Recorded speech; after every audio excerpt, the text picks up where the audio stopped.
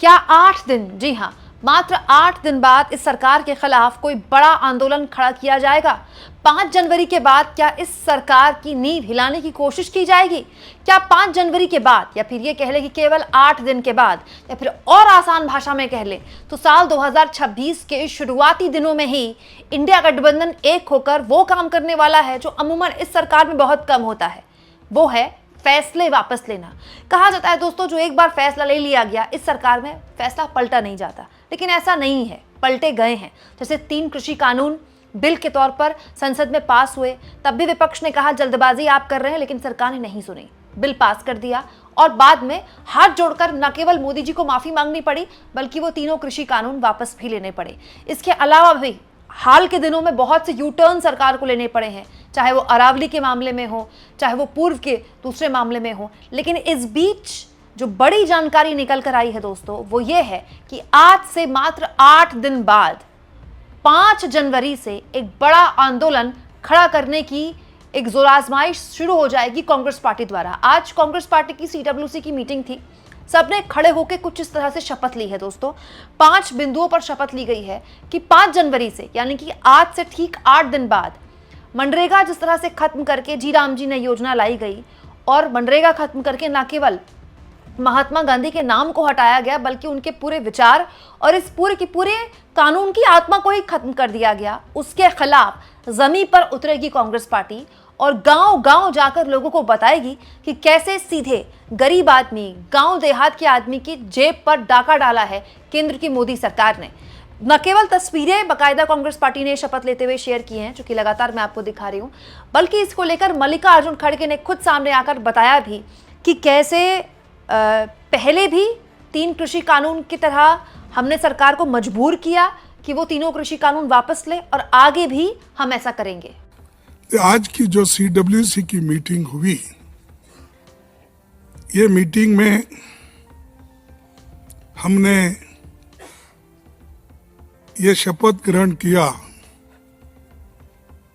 कि मनरेगा योजना को प्रमुख बिंदु बनाकर सारे देश में एक बहुत बड़ा आंदोलन करने का निर्णय लिया। और उस जो शपथ विधि में हमने 5 बिंदुओं पर अपनी बात रखी कि मैं पूरा पढ़ने से ये अच्छा होगा कि आपको सर्कुलेट किया जाएगा, तो ये अच्छा होगा।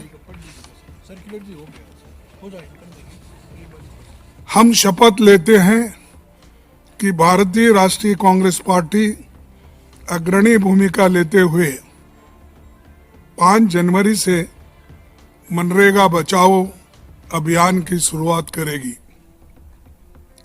महात्मा गांधी राष्ट्रीय ग्रामीण रोजगार गारंटी अधिनियम मनरेगा का हर हाल में रक्षा करेंगे। मनरेगा कोई योजना नहीं, बल्कि भारत के संविधान से मिला काम का अधिकार है।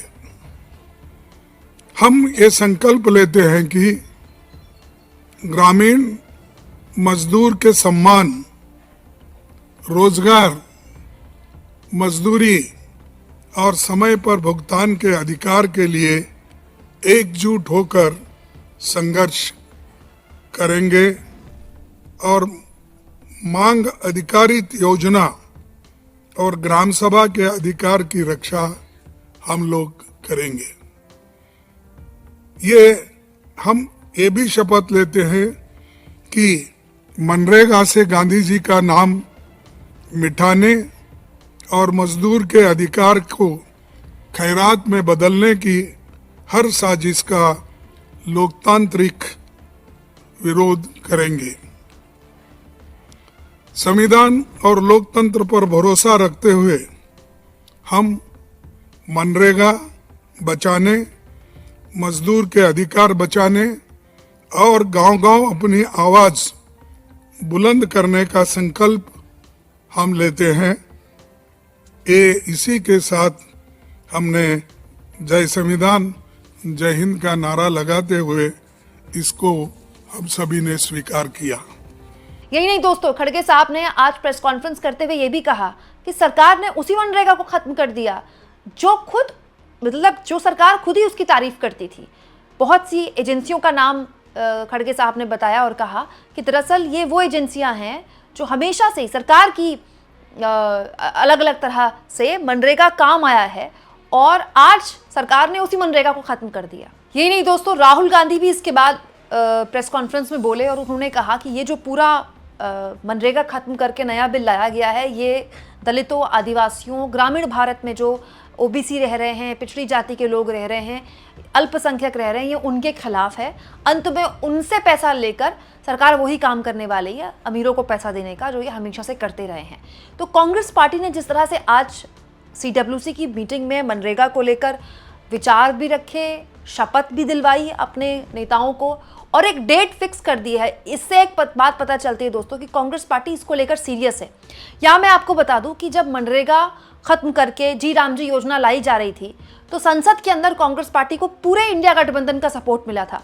तृणमूल कांग्रेस के सांसदों ने तो बकायदा पूरी रात संसद परिसर में धरना दिया था। बहुत मुश्किल होता है दोस्तों, इतना प्रदूषण है दिल्ली में, 600 AQI इन दिनों और इतनी सर्दी है, उसके बावजूद भी संसद के गेट में कुछ इस तरह से तृणमूल कांग्रेस के सारे सांसदों ने बैठकर धरना दिया कि आपने न केवल बापू का नाम हटा दिया बल्कि आपने इस पूरी की पूरी बिल को खत्म करके राज्य सरकारों पर बोझ डाल दिया है। और इसका विरोध समाजवादी पार्टी ने भी मुखरता से किया था कि ऐसा करके आप ये बता रहे हैं, खुद बता रहे हैं कि आपके पास पैसा नहीं है और आप राज्य सरकारों पर बोझ डाले जा रहे हैं जो कि ऑलरेडी घाटे में है। तो ये एक ऐसा मुद्दा है जिसको पूरा विपक्ष, चाहे इसे हम इंडिया गठबंधन बोलते हैं, इस मामले में मुखरता से सरकार के समक्ष अपनी बात रखता रहा है संसद के अंदर। अब बड़ा सवाल ये है कि अगर ऐसा कोई आंदोलन खड़ा होता है आज से 8 दिन बाद 5 जनवरी से, तो उसमें विपक्ष, कांग्रेस को क्या पूरे विपक्ष का साथ मिलेगा? क्या इंडिया गठबंधन को एक मुद्दा मिल गया है आखिरकार जिसके जरिए एक बड़ा जन आंदोलन खड़ा किया जा सकता है? क्यों दोस्तों? क्योंकि देखिए, जो बहुत अमीर हैं, जो देश के 1-2% लोग हैं बहुत अमीर, जो शॉपिंग करने भी लंदन जाते हैं, उनके लिए ये सरकार आ जाए वो सरकार आ जाए उन्हें फर्क नहीं पड़ता, उनकी जिंदगी में कोई खास फर्क नहीं आता है। मिडिल क्लास आदमी, उसको पहले भी EMI देनी है, अभी भी EMI देनी है, अभी भी सरकार उससे टैक्स वसूलती है, पिछली सरकार भी वसूल रही थी, आने वाली भी वसूलेगी। लेकिन एक्चुअली में जो सरकार बदलते हैं लोग, वो सबसे गरीब लोग होते हैं जो 3-3, 4-4 घंटे लाइनों में लगकर सरकार बदलते हैं। ये वही लोग हैं जिनको लाडली बहन योजना या 10,000 रुपये देकर सरकार अपनी तरफ करती है। अब ये कैसी मुद्दा है जो कि कांग्रेस पार्टी ने पकड़ लिया है, बाकायदा तारीख इसके लिए मुकर्रर कर दी है, जिसके जरिए कांग्रेस पार्टी गांव-गांव जा सकती है। क्यों? क्योंकि मनरेगा कार्ड जो है ना, वो मिडिल क्लास के आदमी का नहीं बना है ना अमीर का, वो सबसे गरीब आदमी जो है ना इस देश का, जो आखिरी पंक्ति में खड़ा है, जिसको शायद सरकारी फ्री राशन का लाभ भी मिलता होगा, उसका बना है। और अभी तक अगर वो रोजगार मांगता था सरकार से और सरकार नहीं दे पाती थी तो सरकार को उसको मुआवजा देना पड़ता था, मतलब वो सरकार से बाध्य था, मतलब सरकार 100 दिन का रोजगार देने के लिए बाध्य थी। विपक्ष कह रहा है कि अब आपने इसको डिमांड बेस्ड कर दिया है, अब सरकार कह सकती है कि डिमांड नहीं है तो हम काम कैसे दें। और ये एक ऐसा मुद्दा है, कांग्रेस पार्टी ये सोचती है कि ये एक ऐसा मुद्दा है जिसके जरिए न केवल वो इंडिया गठबंधन को एक कर सकती है बल्कि वहां तक जा सकती है जहां के लिए कहा जाता है कि कांग्रेस पार्टी पहुंच नहीं पा रही, कांग्रेस पार्टी के पास कोई मुद्दा नहीं है। क्या आपको लगता है कि ये वो मुद्दा बन पाएगा दोस्तों? कमेंट बॉक्स में जरूर लिखें और जितना हो सके चैनल को शेयर भी करें, सब्सक्राइब भी करें और थैंक्स और ज्वाइन के ऑप्शन से अगर आप चाहें तो कुछ आर्थिक मदद भी चैनल की जरूर करें।